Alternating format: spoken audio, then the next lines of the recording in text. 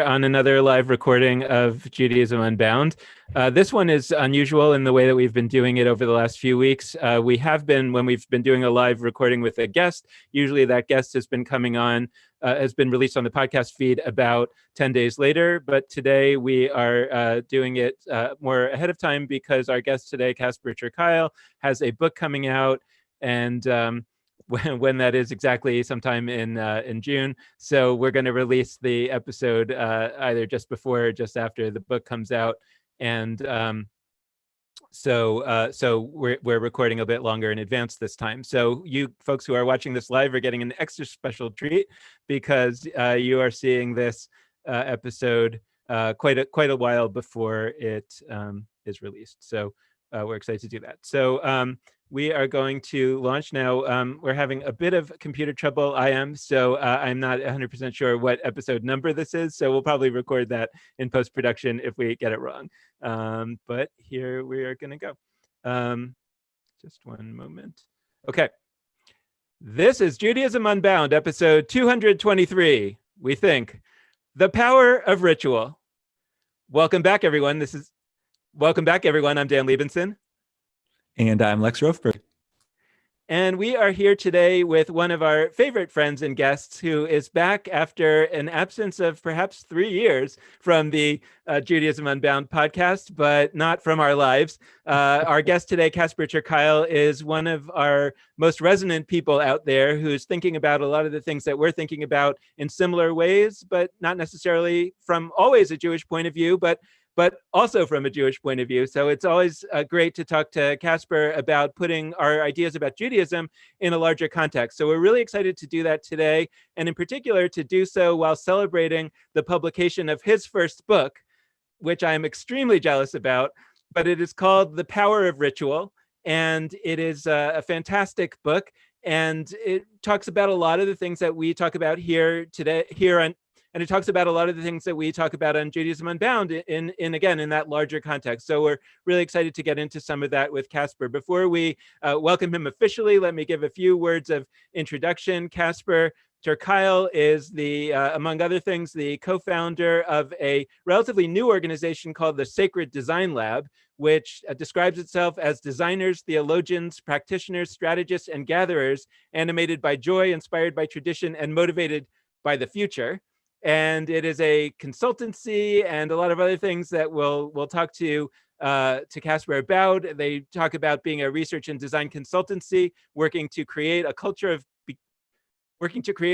of belonging and becoming. Nailed it.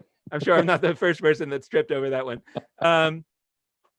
Just a little more about Casper by way of introduction.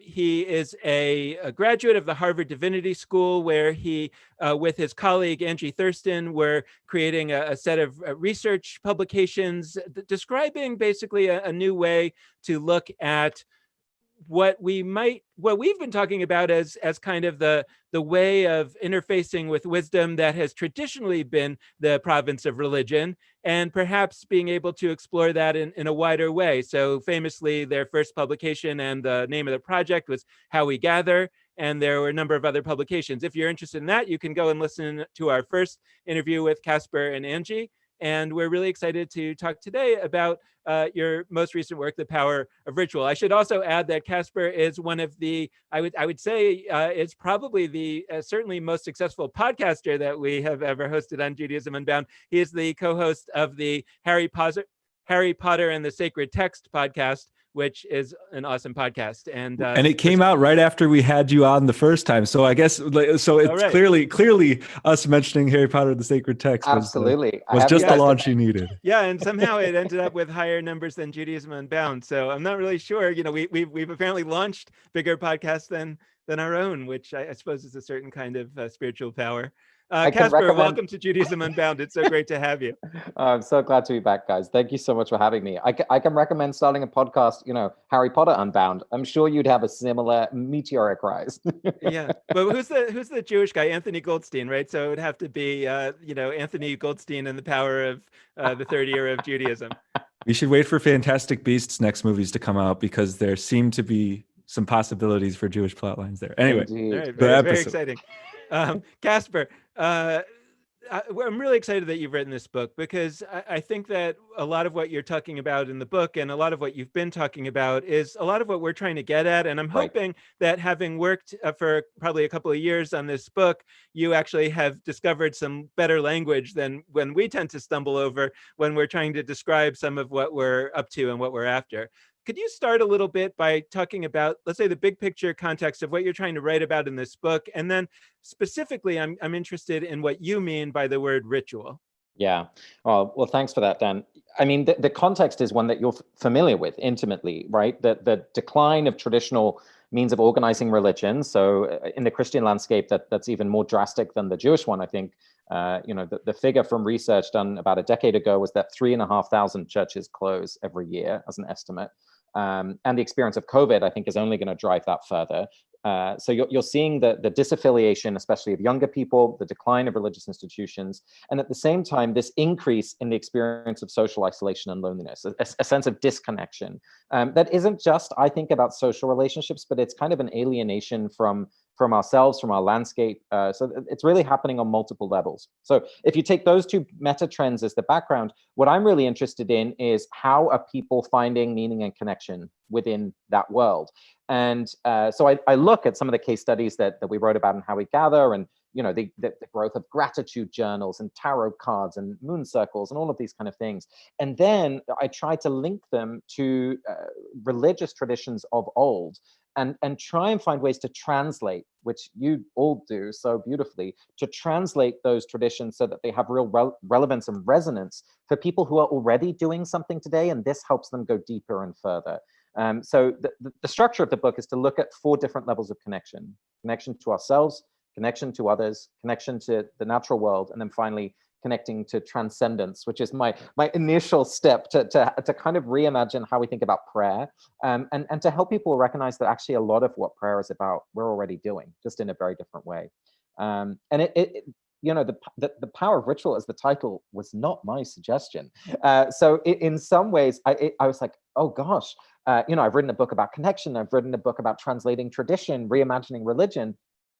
But the publishers, in all their wisdom, said, no, really, what's at the heart of this book are these different rituals, these different practices. And it's been an incredibly useful word, honestly, at unlocking a way of talking about this stuff that I wouldn't have even thought of, because people are already saying that word out loud. And that's one of the biggest challenges when we talk about the stuff that we get to nerd out over, is like, we think theology, we think spiritual practices. I come up with phrases like with my colleagues, like spiritual confidence. No one is saying those words. So it's really helpful to start with, the power of ritual, which is something people really feel like they already know, at least a little bit. I'd love to stick with power for a second. I'm always in math zone. People are sometimes surprised by that, sometimes not, but I'm like very much a numbers guy. And power is like an actual physics term. And I think it is a very important, like we should break it down, because I think that what it means in physics is actually deeply applicable to what good rituals do, to what powerful say rituals more about that, Lex. That's really so interesting. So power in physics is, this is the Google definition, but basically it is the amount of energy transferred or converted per unit time. So it's energy per time, basically, which whenever I experience something that I would call powerful, if it's a ritual, whether it's a prayer service, whether it's a text study, whether it's a sporting event, and all of those, by the way, I see as sacred. I think it's because a great deal of energy has been sort of imparted to me, or I've helped to impart to others in a short period of time. Right. So I think that ritual. I like that Dan asked about ritual, but like in a few words, like what have you found makes for powerful rituals? Like, so the power of ritual is a claim that rituals are powerful or can be powerful. Right. When are they more? Like, when are they more powerful? When do we get more of that energy per unit time transmitted to and from us? Well, 100%. First of all, just affirming the question. And I think one of the important ways to distinguish a habit from a ritual, just for the context, is, because there's many things that we do habitually, and sometimes we use that word even ritually to mean habitually. So brushing your teeth, getting in and out of the car, whatever it is. But a ritual is really about something that isn't related to its practicality. And I think that's also where the power is nascent, right? So it's not about actually fulfilling a task that you want to fulfill on a very practical level, but it's about conveying meaning, or a way of communicating a moral emotion, something like gratitude or empathy, or and what makes something more powerful, and this is where the power bit comes from, I think, is when we're not making it up for the first time, right? It's not, hey, I'm just designing something ex nihilo, but it's taking something that already is in our cultural language, right? It's in a heritage somehow, and we're kind of purposefully taking little pieces of that still resonate, or that can resonate today, and applying them in a new context. This is one of the challenges I have with the humanist movement, not on an ethical level in any way. I'm totally there, and of course for many people there's deep religious trauma, and so this is a way that they can express their ethics and meaning making desires safely.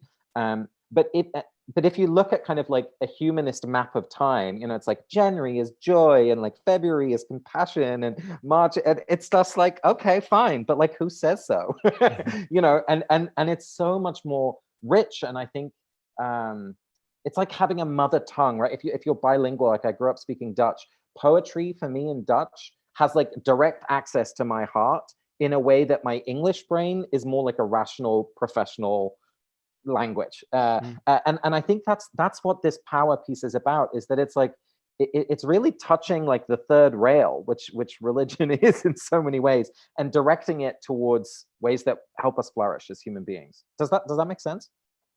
So can you make a distinction maybe, or do you see a distinction between ritual, and we don't have to use that word if that was the publisher, a lot of times I'll write an article, I love and someone's it. like, why did you write that headline? I'm like, I didn't write the headline. But how do you distinguish between ritual, for example, and tradition, or are we getting at the same concept? Because one of the interviews that we had that was fascinating after we interviewed you a few years ago was with Ari Kelman, and he was talking about some research that he did with Tobin Belzer, where it was more like, it wasn't a survey that people were filling out, it was interviews, and they found that the word tradition came up frequently and positively. And that must not have meant what, let's say, a religious person thinks when they say tradition, because these people were not doing any of those things. Correct. But they liked the idea of tradition. And so I'm trying to get at, what is it that people are tapping into? Yeah. Well, this is really, it gets at the heart of why I wanted to have these 4 chapters of different experiences of connection, because so often we think about belonging, a connection as really just being about my relationship to you, right? Like a social, if you think of kind of like a horizontal relationship. And I think why that word tradition is so powerful, and what even the word ritual conjures is some way, is some sense of connection through time, right? A connection through story, a connection to myth, a connection to peoplehood, ancestors. And so it inherently both elevates and deepens my life, right? Because it puts it in a context that is more than just the time span of my individual life.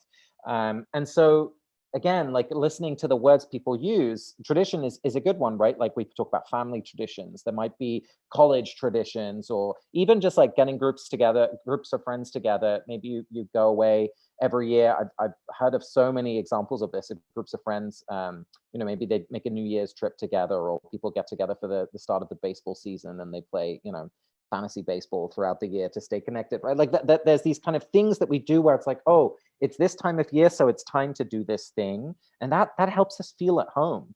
Now, you and I would use that language of like a liturgical calendar, but most people are happy to use the word tradition or ritual to kind of describe what that means. And I think that's honestly at a kind of a design level, if we think about if you're leading a congregation, or you're thinking about the future of religion, one of the big challenges that we have today is that there isn't really any sort of connective tissue between those traditions, right? People might have rituals or traditions with a group of friends, or with family, or with extended family, but no longer do we have that kind of meaning-making system at a holistic level, like a religion used to do for many of us. And that's one of the things that's often missing. So I think that's why we hold on so deeply, especially to individual ones, because their importance just rises as so much else falls away. Yeah, so I really want to sit with this because I quote you a lot. Sorry, I quote Casper and Angie a lot, and when I'm talking about a lot of things, because what I find is there's a response that a lot of people have when I quote you, and when I say, like, there's these folks writing about how CrossFit and SoulCycle and all of these different projects, the dinner project, are all like religious in some senses, or spiritual, or we could pick the language, but like they all touch deep meaning making muscles. And I think the first time I say these things to people, there's like a chuckle, right? Like there's like a laugh. Absolutely. And then, and I'm thinking about, I was just in a class from Sarah Bunin-Benor. She was talking about linguistics, and she was talking about how people who, when they're learning new languages, the first time that they learn a new word, they sort of use it with emphasis, and it's like, I like know this word and I'm using it with you. And then over time, they just use it sort of normally. And so what I love is when I say to somebody, like, sports, for me, our sports fandom is religious, or CrossFit is religious. The first time it's like, hilarious. And then by the end of the conversation, we're just sort of doing that. And it's like, there's no chuckles anymore. And so I want to get at that initial response, because I think there is something built into us. And I'm going to quote you now, where we think there's this sense of the sacred, like capital S, and the profane. And you talk about Durkheim in your book. If we want to go to the theory of this, it doesn't matter that it comes from Durkheim, but we have this sense that there are things that are sacred. And there are other things that are, like, in quotes, normal or profane or regular. And when you tell people CrossFit or SoulCycle or sports fandom could be religious, I think people feel this initial button push where it's like, wait, you're telling me that the religious stuff is profane. Like you're equating two things that are part of different realms of life. And it's like disrespectful to say that religion is comparable to some profane thing like sports. But what I actually think you're doing, and why I see you and Angie as like some of my Rebbies, is that, like, you're doing the opposite. You're saying that which we already do, the normal, quote unquote, the regular, the profane, is actually quite sacred.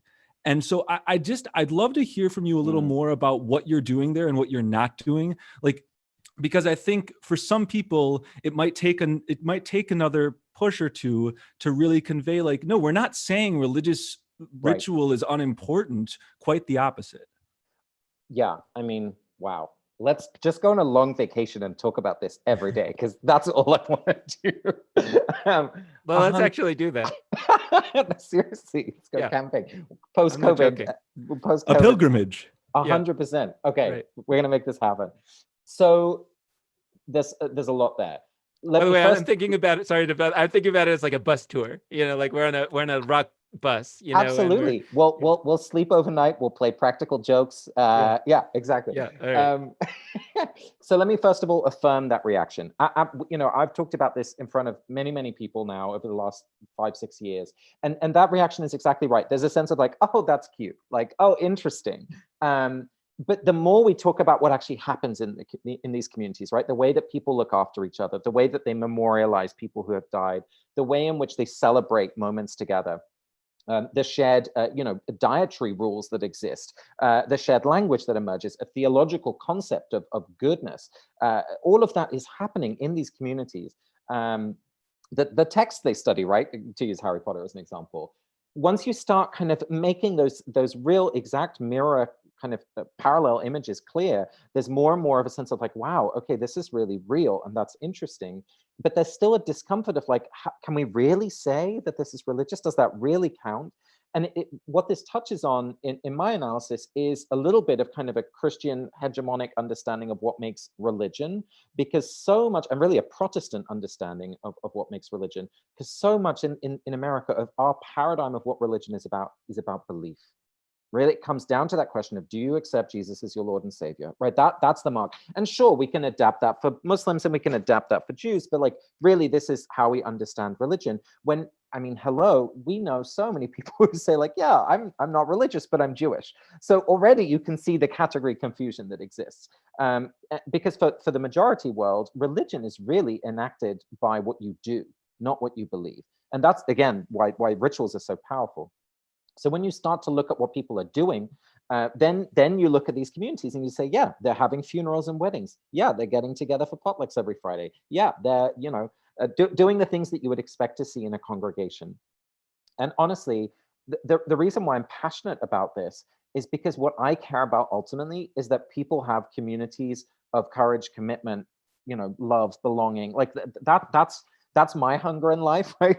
And what I care about. And honestly, there are so many congregations, sadly, where you don't really see much of the sacred at all, right? Right, So right. so we might we might look, and that's no shade on congregational life, but it is to say that the live spark of what makes us feel fully human is sometimes much more present in one of these modern fitness communities or arts communities or justice communities than it is in a traditional religious space. And what I'm looking for is not the outer form that we can recognize, but that inner kind of life-giving spark that really feels like a deep experience of spirituality.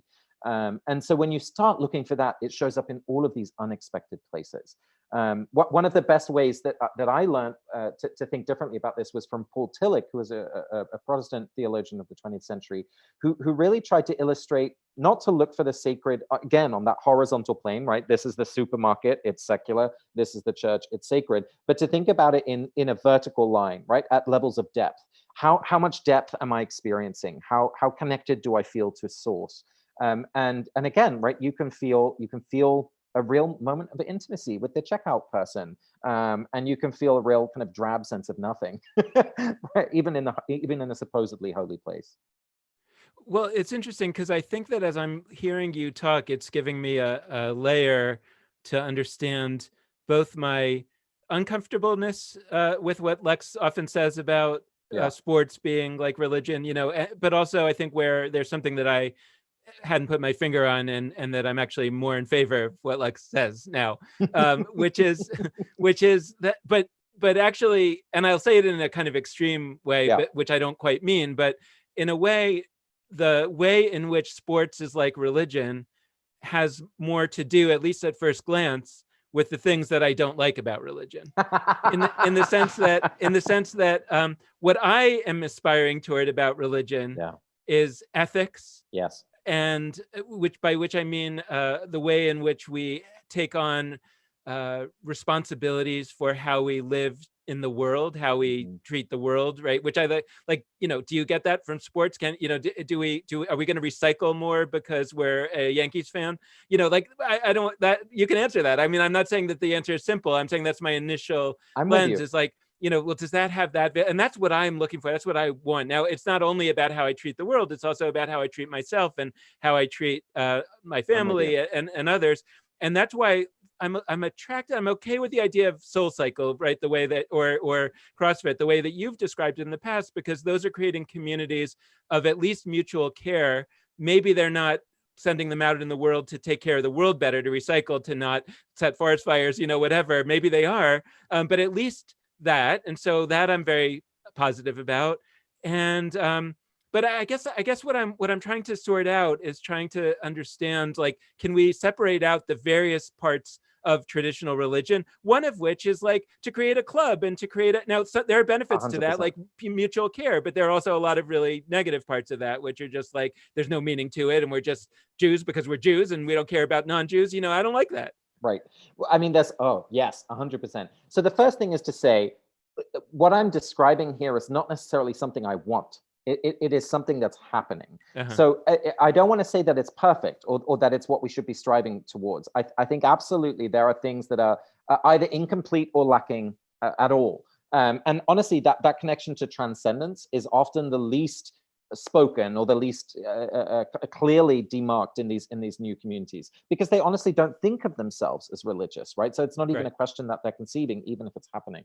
So we'll touch on that in a moment. But the first thing is to say that absolutely that sense of ethical formation of becoming the kind of people that we want to be in the world, that we stand for justice and that we give to charity, and all of the things that that data demonstrates people who are members of religious congregations do more than people who are not. It's there, but not as well developed. Nearly always it happens because someone in the community experiences something and they need help with it, let's say a cancer diagnosis. And then a community will recognize a need and kind of rally around it. So I'm a very big fan of Leeds United Football Club. We are top of the tier in the second league in the English divisions. And I have a Leeds United jersey. It's which somewhere player? deep in my closet. No, it's from like 20 years ago. My mom Oh. got it for me when she went to England when I was like 10, but That, luckily she got honestly, it big. those were the glory years, because that's when I started supporting Leeds. I was at a boys' boarding school and quickly realized it. I needed a team to survive socially, and there was an interview with the manager at the time who had a very sexy Irish accent. I was like, okay, I'm in with Leeds. So, but here we are, 20 years later. But seeing that community up close, and of course there's concentric circles of how engaged people are as a fan, right? But the people at the heart of it, they're raising money, they're doing sponsored walks, they're telling stories, lifting up people who have done good stuff for the community. There is a lot of that happening, but it's more accidental than at the center of the community, 100%. And I think that the broader point here is to say that we shouldn't look at an individual fan club as a complete replacement of congregations. We've talked together many times about this idea of unbundling. So one congregation of the past doing many different things: moral education, social connection, a sense of transcendence through music, daycare for kids for half a Sunday or a Saturday or Friday, whatever it is, marking moments through time. What we've all looked at together is seeing how each of those purposes, each of those jobs has become unbundled and is fulfilled by different communities. So maybe what we get right from being at the sports stadium on a Saturday together is only 2 or 3 of the jobs of what a congregation used to do. And people are getting more of their sense of ethical guidance from a TED Talk or from their favorite self-help author or, somewhere else. So it's incomplete, but it is real. Yes. Yeah. I love. Go ahead, Lex. Yeah. I think it would be great if just for a second you could flesh out some of the theoretical points that are coming up with just some concrete examples, with some chances for folks to soak in. There is a thing I do in my life that I've never called a ritual, right? But like, I do that every day, don't I? Yeah. Or I do that every month, don't I? Like, what's the deal there? Can you help us just with whether it's people you've talked to, interviewed, or your own? Like, what are some just everyday rituals that we might not be noticing as sacred moments? And this is really what I hope the book does, Lex, is that readers will be able to look at their own life and say, gosh, I hadn't thought about that as a ritual. So, for example, and the reason why it's important to me that we name that it's a ritual is because then we can give it attention and some shape and some discipline, connection to community, maybe, right? We can really elevate it and make it a foundation of our spiritual or our meaning-making lives. So some of the ones for me are really small, but have become really important. I broke both my ankles and double fractured my wrist, and I had a big fall off a pier about 10, 11 years ago. And so every morning, just to be able to walk easily, I have to stretch my ankles. I have to rotate each one 10 times clockwise and 10 times anti-clockwise. Now I've started, from the moment I started recovering, I've started to do that in the shower in the morning. And so for me, while I'm standing there kind of under the hot water and I'm turning my ankles, I've just started to sing one of my favorite like childhood summer camp songs in Dutch, no surprise. And I mean, all it is, the words are basically, what tomorrow shall be springs from the hope of today, how people treat one another. That's kind of a transliteration.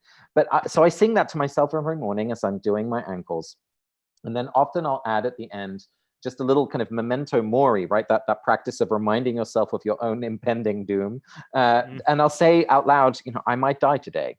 Now that sounds a little macabre, but what it does is it really, it helps my brain switch from a life is happening to me mindset to I get to be alive mindset. And, not every meeting during the day is suddenly going to be magically better. But just as that kind of foundational moment at the beginning of the day, it's a helpful way of setting an intention of how I want to be. So that's a small example. But folks I've spoken to on reflection started to say, gosh, when I have dinner with my fiance, we always do a little fork touch before we start to eat. And it's just this little moment of acknowledgement of we're here together, we're going to have dinner, we're going to be present together. You know, you're not saying those words, but it's a little marker of that moment. Or, you know, every night when I put my kids to bed, I snuggle them for a few minutes before I leave the room. And I think what's been meaningful for me is to see when people allow themselves to say, this is a ritual in my life. It means that I can treat it as a sacred moment. And suddenly I'm not approaching that moment of putting the kids to bed, which of course is always fraught, right? With some screaming or not wanting to go. But the moment when I get to snuggle them, I treat it as a sacred practice, that it's not just a task that I have to do, but it's a ritual that I get to participate in. So that's really what I'm interested in, because I think when we start to see those moments as sacred, we start to see our lives as kind of threaded with sacredness. And I think that's hard to do for many of us if we're not part of a traditional religious community. We don't necessarily know the blessing for the first blossom in springtime or the first time you see the ocean. And it's a way of bringing back that sense of the everyday as worthy of our attention and worthy of our spiritual life. So if I'm understanding what you're advocating, what you're recommending here, there's at least two components to what you've just said. One is to bring intention and awareness to the things that you already do that may have the character of ritual, meaning you do them in a repeated way. Like I'm actually thinking that we have dinner with some close friends every weekend, and when we drink wine, which we're doing mostly to try to, you know, let the week go, but we always clink our glasses before we drink, and it's turned into almost like not exactly a superstition, but we do it just because we're like, you can't drink unless you've clinked, you know, but there's no kind of deep meaning to it. And I think that if we took one more second to have an intention, that would probably bring that ritual a much more some amount of much more meaning, right? That being thankful for this incredible friendship or something along that line. And the other, if I understood it, was that there are things that maybe we don't do, like your memento mori, that we might consider. Are there things that we should introduce into our lives in a kind of ritualized, repeating manner that would help us to, you know, live our lives in a different way? And I guess that one. So number one, I mean, my question is, did I get that right? But number two is, especially about the second, the introducing of new practices. I'm thinking that's where there's a real place for what we might call the translation of religion, right, into our modern language. Because I've always thought of religion, and I mean, we might have talked about this, but I want to like bounce it off you. I've thought about wisdom traditions as conveying wisdom, and wisdom is the thing that you generally in life can only learn through the school of hard knocks. And if you learn it through the school of hard knocks, you've probably learned it too late, at least to some extent, because you've caused damage by not knowing it. How to be a good parent, for example, is a classic one. And so therefore, it would be better if you somehow were able to receive that wisdom from someone else. But what if you didn't have a great role model as a parent? Ideally, you're part of some cultural system that's passing along that wisdom. And I think that the way that people learn is not so much through, you know, here's the list of things you should do to be a good parent, but more role modeling. Here's practices that you do. You don't necessarily know why you do them, but they work. And so I guess I'm wondering, like, how do we mine the world of existing rituals and not get kind of put off by the idea that there's a part of this where, you know, let's say, for example, saying grace before the meal, there's a part of it in the tradition, which is like, you talk about God or Jesus. Well, I don't want to do that. I don't believe in God. As opposed to saying, is there a way that we could translate that into something that we do believe in and we could retain the power of it? Absolutely. So the way that I think about kind of the approach of the book is two parts, which is pretty close to what you just said. It's really about affirming and inviting. So affirming what people are already doing, right? The snuggle with the kids, the clinking of the glasses, for me, the spiraling of my ankles in the shower, and then to invite people to kind of build on that sense of lineage or that sense of you know, a practice that has a rich history into what they're already doing. So there's two parts to this answer to some extent. One is, you know, for the average person who's not spending their waking daylights thinking about, you know, how do we translate tradition? what people are going to draw on is what's available. It's really about looking around, seeing what people are doing. I think the idea of the tech Sabbath has been around now for a couple of years. It's definitely a sense of a growing interest in how can I, not have this addictive relationship with my phone. What can I learn from Shabbat about how to build boundaries and be not controlled by technology, but in control of technology. So that's a good example, I think, of something that's gone more mainstream. Mindfulness, of course, meditation is now everywhere. And you see it in the corporate boardroom, as well as on RuPaul's Drag Race. In the middle of a fight, one of the contestants goes and sits and has a mindful moment, right? That's when it's really gone mainstream. But for people like you and I, and people listening to this podcast who think about this stuff really, with great interest, I think our job is to go looking in the tradition and find the things that could really work. So, I mean, just an example that I'm in the middle of thinking about right now, and I should say, for folks listening, I didn't grow up with a religious background per se. Culturally Christian context. I went to a Waldorf Steiner school, which had a very rich ritual life, but no kind of over belonging to a congregation. We're all counting days right now. The day today we're recording, it's day 55 for me of quarantine, and every day I'm updating the little dashboard on my computer to remind myself of what day it is. Well, hello, counting the Omer, of course, which we're in the middle of the season of right now as we're recording. But in Christian, just to note for people who don't know, that's 49 days between Passover and the next holiday, which is Shavuot, and traditionally it's counted day by day.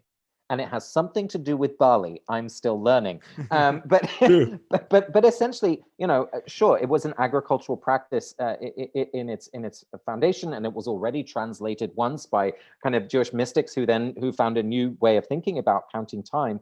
But essentially, here is a resource from tradition that could help people right now. And a friend of ours, Emily Cohen, is doing this wonderful Instagram series where every day she's taking a picture of something in her apartment to pay closer attention to. And so she's building up this kind of not just a journey through time, but also a journey through her physical space, the small apartment in which she's quarantined.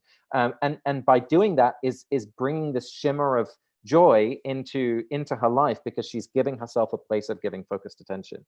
So I think that kind of thing is our job. And honestly, often some of the juiciest things from religious traditions are not the things that we grew up with, but are things that have now kind of been lost in the annals of history because they weren't particularly resonant 2-3 generations ago.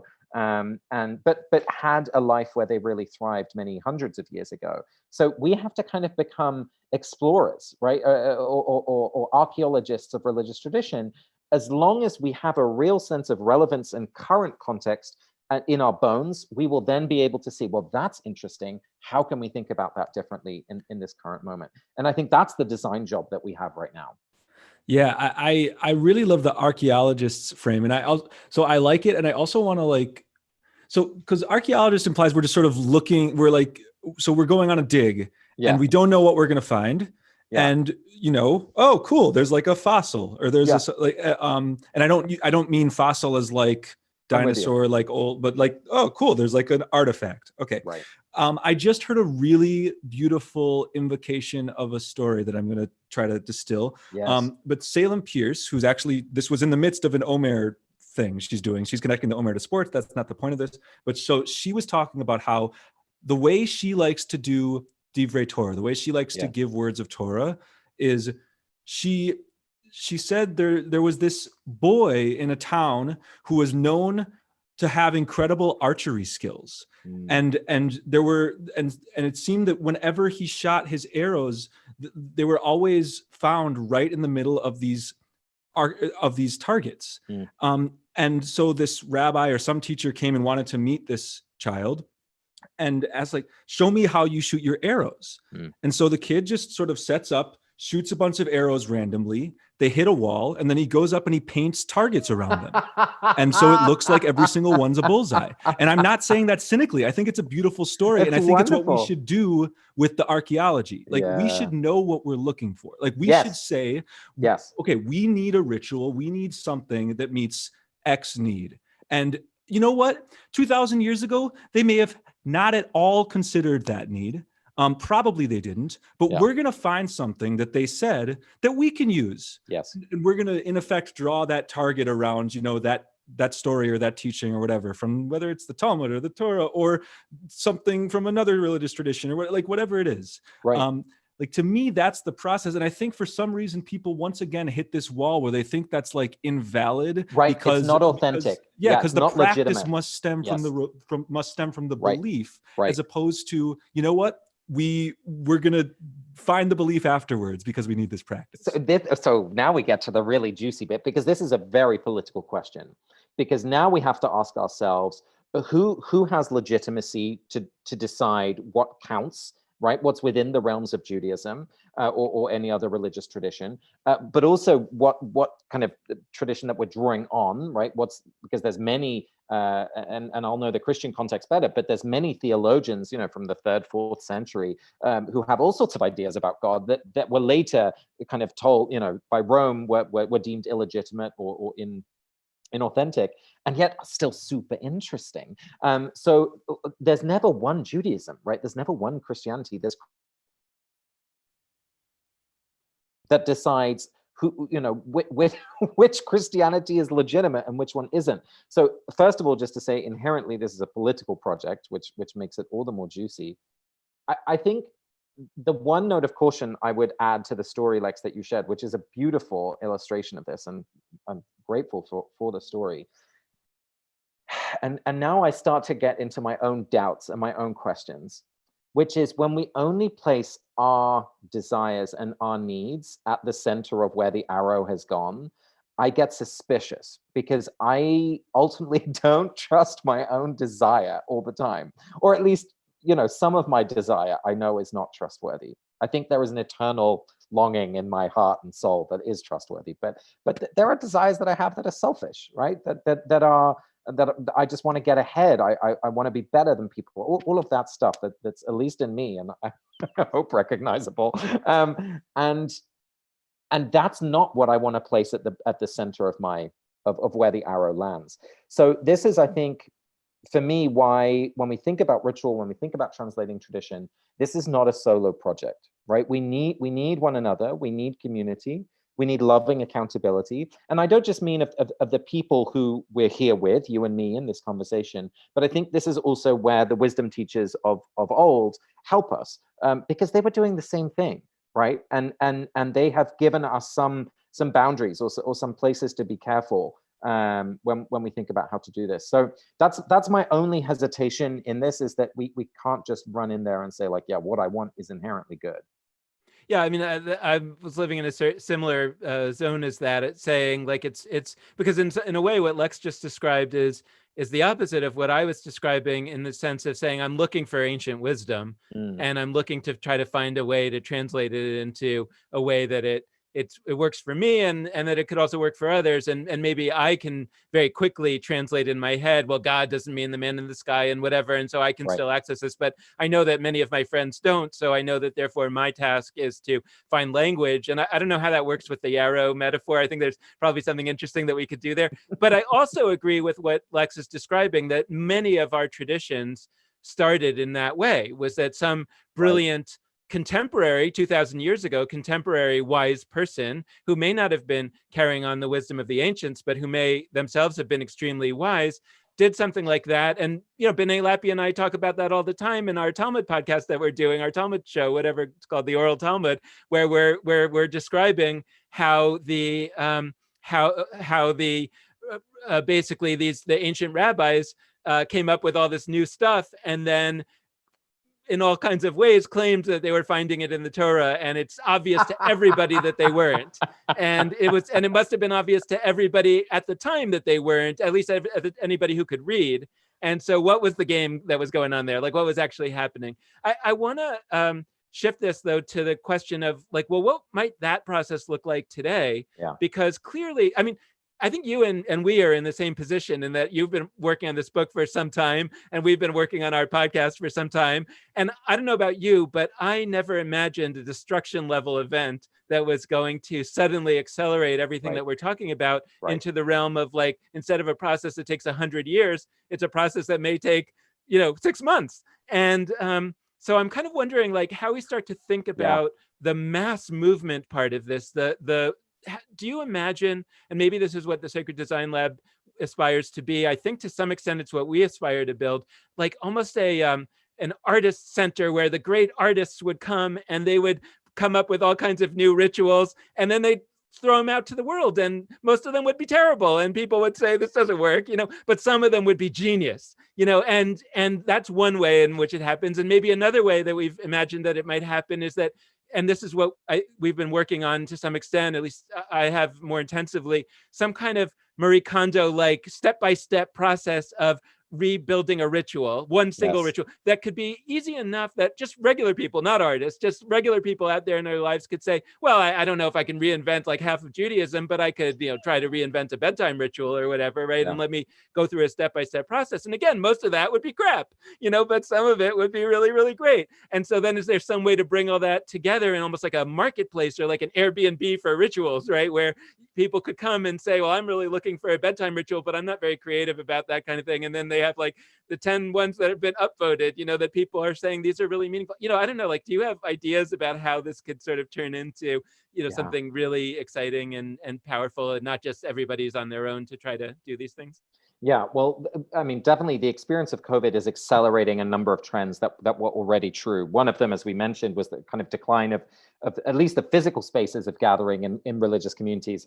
I mean, speaking with some colleagues who work for religious denominations in the Christian world, I mean, they're expecting, up to a third, especially smaller congregations that were already financially struggling, to close permanently because of this crisis. So that's one trend. Another trend is the rapid deprofessionalization of spiritual religious leadership. The sense that if you're watching Lady Gaga or your friend Simone, singing over Zoom, it's not that different, right? Like there's going to be some professional differences, but it's a massively equalizing force, not in a political sense, but just in the sense of our experience of people's kind of professional capacity to some extent. So I think we're seeing more and more people lead, certain kind of conversations on Instagram Live or prayer services, or you don't have to be ordained to claim authority in this moment. Is the key point. So that's another kind of accelerating question. Now, I too have this dream of some sort of like a Hogwarts of ritual creation, or like some sort of center. Now, honestly, I don't think that's how it's going to happen. I think what's already happening and what is likely to happen is that random stuff is going to pop up in random places and somehow suddenly catch fire. I mean, the number of new kind of self-carry spiritual physical spaces that popped up in the last 2 years, whether it's sound baths, whether it's geometric domes with light shows, whether it's kind of wellness coaching spaces, like all of those have been popping up. None of them have really kind of broken through yet, and of course are extra challenged in this moment, but you can just see the organic way in which these things start to pick up. I think what we can do as pattern spotters and as people who are really interested in the big picture is help connect these innovators to one another and try to tell a story in which individual people who are doing cool stuff can recognize their work. If there's anything that our How We Gather paper did 6 years ago, it was to kind of legitimize the experience of community leaders. Because even though they were setting up a fitness or an arts community, they felt like it was deeper than that. And this was maybe the first place that said to them, it is. What you're doing is religious leadership. Sorry to spoil the party, but for a lot of people, it's like super validating. So I think what we can do is to keep telling those stories. And I need to check out this podcast, Dan. I didn't even know about the Oral Talmud, so I'm going to download that straight away. It's like a video, whatever, we don't know what to call it, a video podcast, but it's on Jewish Live. I love it. Okay, amazing. So like what we can do is keep telling these stories in which people can recognize what they're creating or what they're longing for, so that it is legitimized. Because one of the things, and I mentioned this phrase, spiritual confidence, one of the things I think so many of us, especially outside of traditional religious spaces, feel is like, is this legitimate? Like, does this count? Or can I really talk about this? Elizabeth Drescher, in her book, where she was kind of looking at the nuns, right? The unaffiliated, none of the above. 50% of people who told their spiritual stories would end the story by saying, or whatever. Right? Because we were, whatever, right? Like, oh, it was this feeling. I felt oneness. I felt connected, or whatever, because it's just literally, we have lost the words in which we can communicate safely and appropriately the meanings, the moments that are most meaningful in our lives. And so my colleague Sue Phillips talks about language as being our first distribution system. So I think, you know, keep telling stories, keep using words that people can recognize their experience in. That will be at least some of the connection that will help stimulate that movement. Yeah, so I not to be too both and, but both of you are right. And so I'm fascinated in the two parallel ideas that you brought up, with Dan saying sort of the Dan didn't use Hogwarts, you called it Hogwarts, but like sort of a I love central Hogwarts. a central space where like artists and others would come up with these ideas, and just, you know, grassroots, bottom up, people will come up with stuff, and some of it will happen. Totally. I'm flashing back to a moment that was transformative for me, and I'm not saying this because my co-host is part of the conference I'm about to invoke, but the Cornerstone Conference is an annual conference for that third year staff at summer camps go to, at your summer camps. And I went to this thing, and a thing broke, and I mean that in the good way. Like I thought that there were these magical songs that my camp just sort of would learn, and then I would meet people from other places and they knew the same songs, and it was like, how? But then I went to this conference and it was like, there is an official song That's where we every learn them. year at this, and I'm going to use the word that shows where I'm going, at this pilgrimage. Yes. Like, to me, there's a hybrid here where for the most part, people come up with this in their own spaces. So Jewish camps are one micro example, but like everybody can tell you there's random rituals that just arise at summer camps one week and then are enshrined as official very quickly. And then, you know, some of them spread. But when you have a pilgrimage, when you have a thing like a Cornerstone Conference that specifically brings those people together to talk about those rituals, that facilitates and accelerates the change, the rituals, so that it's not just random that they happen to go to the next place, it's intentional. And so my thought is we should be creating, whether it's digital or when we can in-person gatherings, for people that are just the random schmoes on the street, coming up with these things that are specifically not the top-down rabbis and others. And I think it could be in the middle. I think we don't need like necessarily one central space, although I'm not convinced that would be bad. But the pilgrimage sites could be another route. There's a wonderful video, which I encourage everyone to look at if you're interested in this question, from the Bacana Institute, which is now defunct, but it was led by Margaret Wheatley and her colleagues. And in this video, she looks at the 4 levers for system change. And she looks at the energy economy, so moving from fossil fuels to renewable energy, and points out these 4 different roles that are needed for systems to shift. And we've illustrated a couple of them really beautifully. One of them is to be the schmo who starts something new, right? Like to try something that doesn't make sense, that people think is crazy. Start a podcast talking about Harry Potter and how it's a sacred text in your life, right? It does not make sense. And some of them will fail, right? A lot of them, right, new technologies don't always work, but some of them really hit something and grow. So then there's a secondary role, which you've just beautifully illustrated, Lex, which is to connect and shine a light on all of those schmoes who are trying something and have something in common. And this is honestly, when we wrote the How We Gather report, one of the things that came through so clearly was how many of those leaders felt like they were alone. And so we started to gather them. We did about 3 or 4 of those large gatherings. And that might be, if I die tomorrow, that's probably the work that I've done that was most impactful, was just introducing people to each other. So big time, that's another one. Here's the third role. And I think we do see this certainly in the Jewish world more than ever, certainly more than the Christian context, is people who are still within the old system, who have resources and political cover with which they can support the things that are innovating. So that might be literally giving money, giving space, encouraging, starting awards, right? All sorts of ways in which we lift up and support those innovators. And then the final one, which I really suck at, is to be present in the old system and give it hospice. So to help it die with dignity. And I mean, in congregational life, right, you're seeing so many congregations that have to close before they've gone through the real beautiful and difficult process of where do we put the assets? How do we honor the legacy of the people who've given their lives to this community? How do we make sure that the facilities, you know, continue the mission even if it's not within this community? That work is labor intensive and important, because if we don't do that, a sort of resentful poison just seeps into the new field, and it becomes this nasty sense of competition. And so I think those four roles are so applicable to how we think about shifting our religious culture right now. And you know, if that resonates for you as a listener, I invite you to think about what's the role that I can play and really lean into it, because we need all four.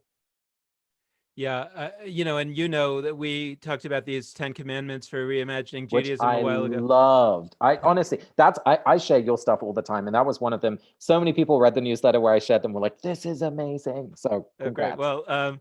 Well, we'd love to talk about it more. But and what I wanted to just build on what you said is that I actually put what you were calling the hospice piece. I put that first, meaning like I think that's the first 5 commandments.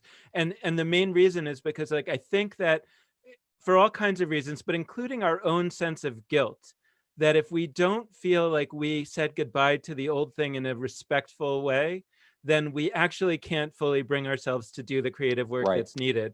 So, you know, at least those of us who came from that system, maybe those who didn't come from within that system don't have that in quite the same way. But I think it's so important, and I think it's so missed, that part of the creative process is the grief for what has to be left behind, which is why I think Marie Kondo is such a powerful system, because she Absolutely. says goodbye to the things that she's giving away. And, you know, and again, And thank you. and Right? thank you, Yeah. and thank you. And also that comes from religion, that comes from Shinto animism. And you could say, Shinto animism, that's ridiculous, I don't believe that at all. But nevertheless, if you do it, it's so powerful. And so I don't need to believe that the object really has a soul in order to be able to feel that power. And so the question is, can we lean into doing things that might have come from a system that we don't believe in, and see if they still have some residual power? And if they do, that doesn't mean we now have to adopt that whole system. Absolutely. It means that we need to find and describe a new way to describe that power. And this, I mean, again, here we get to politics, because, you know, people often ask me, hey, you have a tech Sabbath practice, you're not Jewish, cultural appropriation much. And honestly, I mean, my 2 answers for that on an initial level are, like, first of all, you learn about the tradition and you have relationships with it. And I feel pretty good about both of those things, with Judaism specifically, less so with others. But the bigger picture is that, like, religions have never traveled through pneumatic tubes on their own, right?